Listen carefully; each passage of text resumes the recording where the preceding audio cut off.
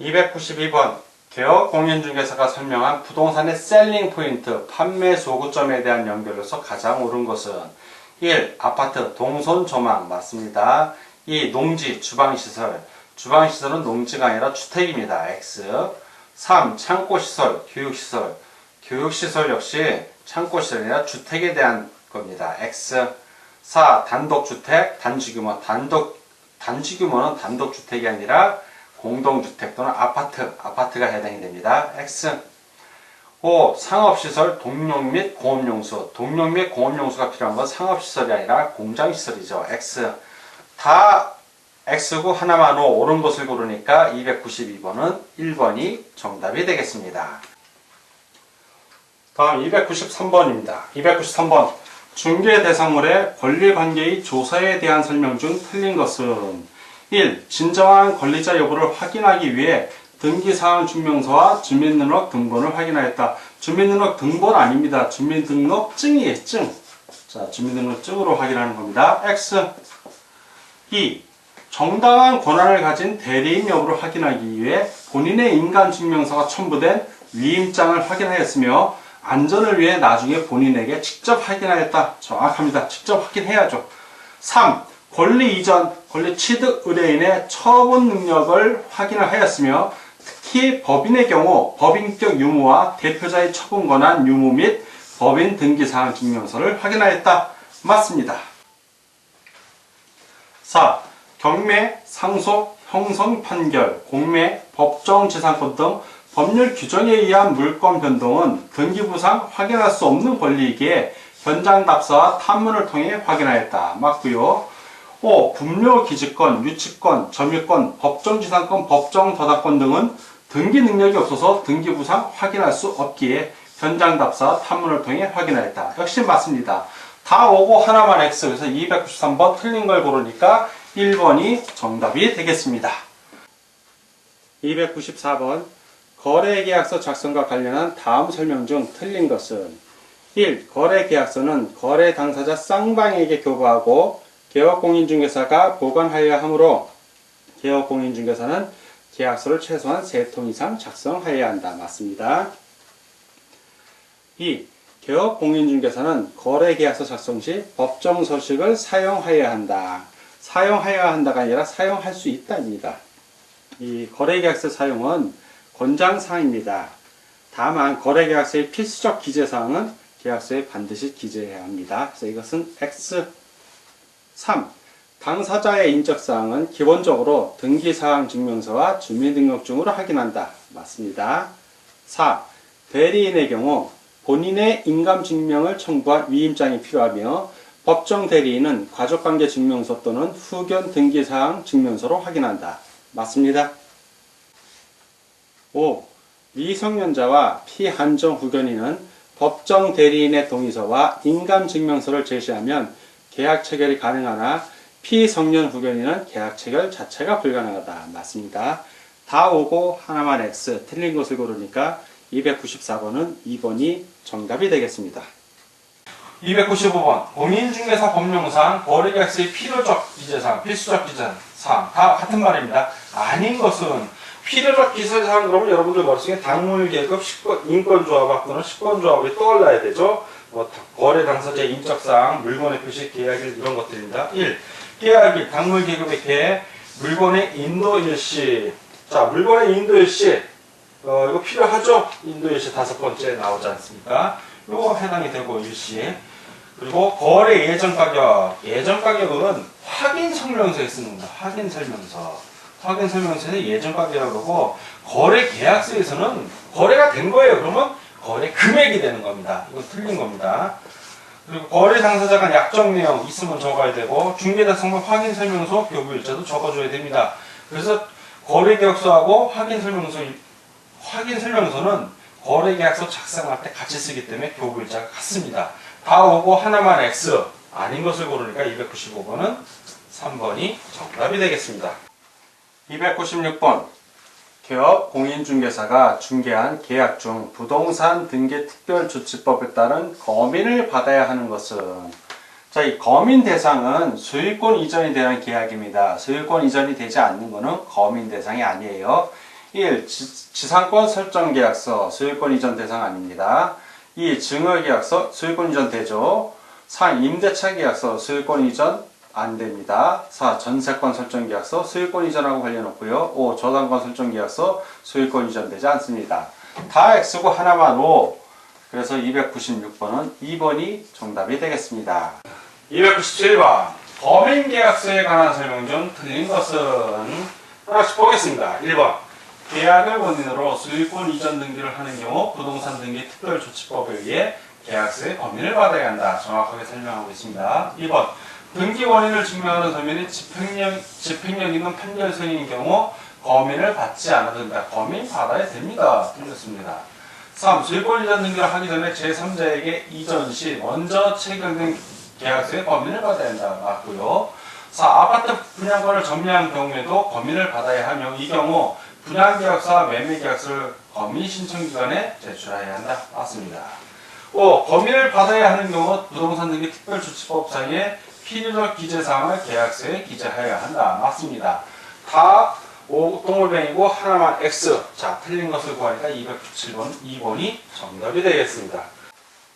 298번 계약서 거민제도에 관한 설명 중 틀린 것은 1. 개업공인중개사는 부동산의 거래계약을 성사시킨 경우 원칙적으로 거민신청 의무가 있다. 원칙적으로 거민신청 의무 없답니다. 없다. 거민신청 의무는 계약 당사자에게 있습니다. 거민신청자는 원칙적으로 계약 당사자 중 1인이며 개업공인중개사나 변호사, 법무사는 이들로부터 그 위임을 받아야 거민신청 의무가 발생을 합니다. 그래서 X. 2.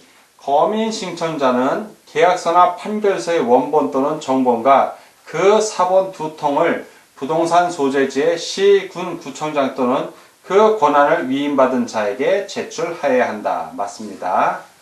3.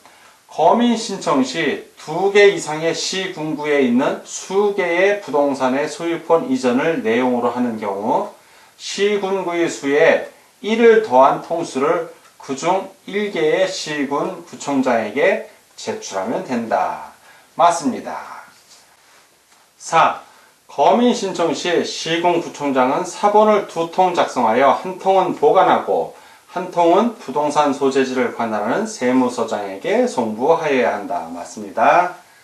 5. 매매계약의 거래 당사자의 일방 또는 쌍방이 국가나 지방자치단체인 경우에는 거민을 받을 필요가 없다. 맞습니다. 다 오고 하나만 X 틀린 걸 고르니까 298번은 1번이 정답이 되겠습니다.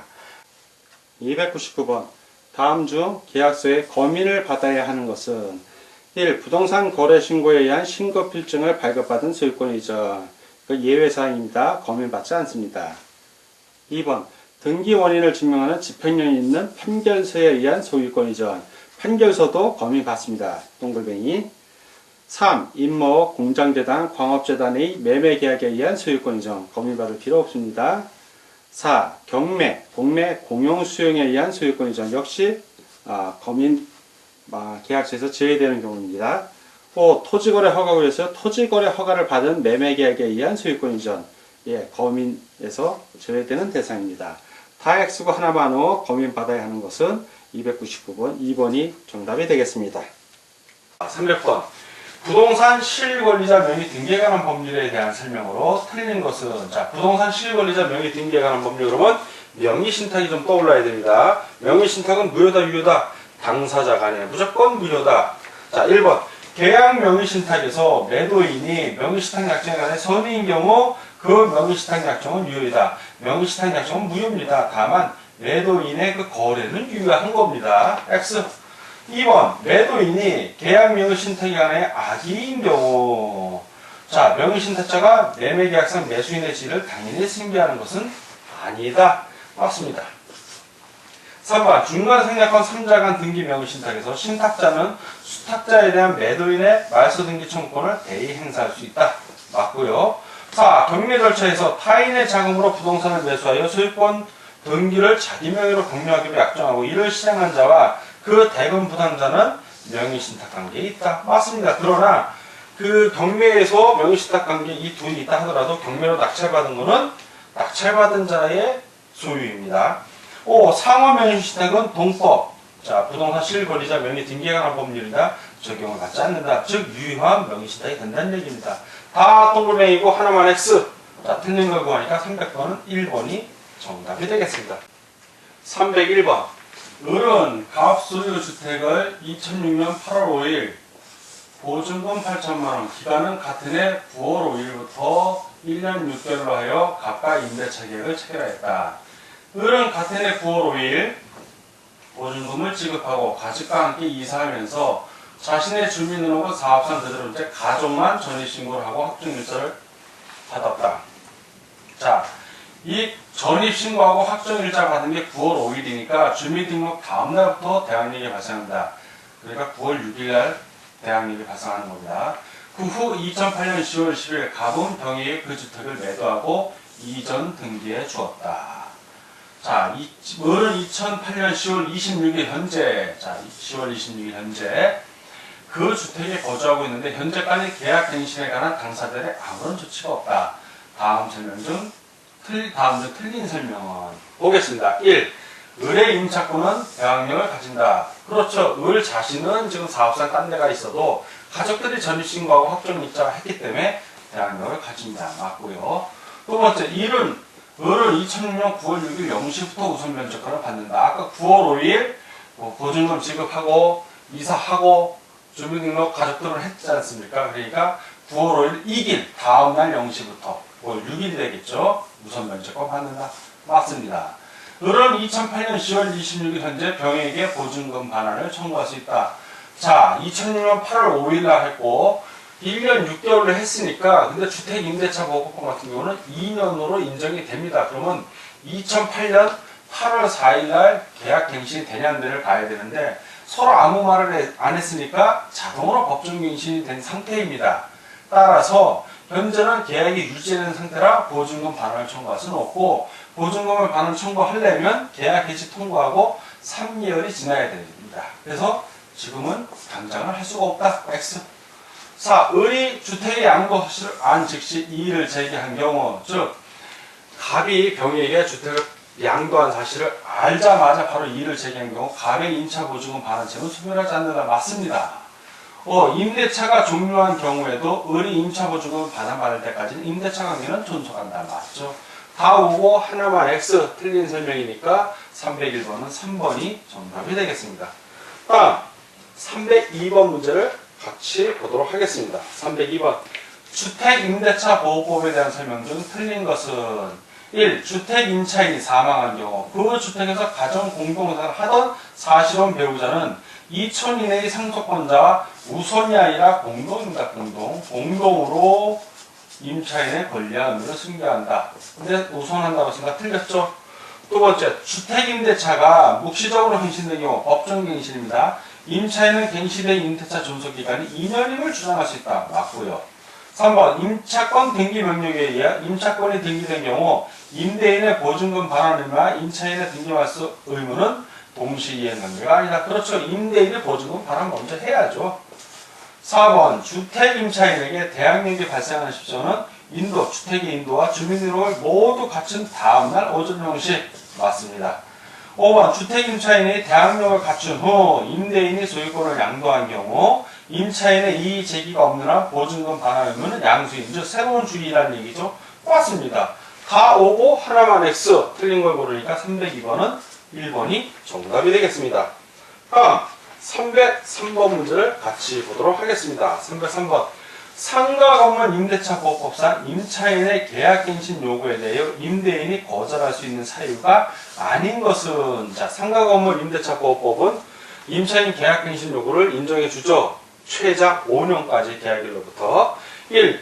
임차인이 임차한 건물의 일부를 경과실로 파손한 경우, 경과실로 파손한 거는 거절할 수 있는 사유는 아닙니다. 중대한 과실로 파손한 경우만 거절할 수 있는 겁니다. 틀렸죠? 이 임차인이 임대인의 동의 없이 목적 건물의 일부를 전대한 경우, 자, 이때는 해제를 요구할 수 있으니까 계약갱신 요구를 거절할 수 있는 사유 맞습니다. 4. 임차인이 3기 차임에게 달아도 차임을 연체한 사실이 있는 경우 역시 해제 요구할 수 있습니다. 임대인이. 따라서 계약갱신 요구 거절할 수 있습니다. 4. 임차한 건물의 일부가 멸실되어 임대차의 목적을 달성하지 못한 경우.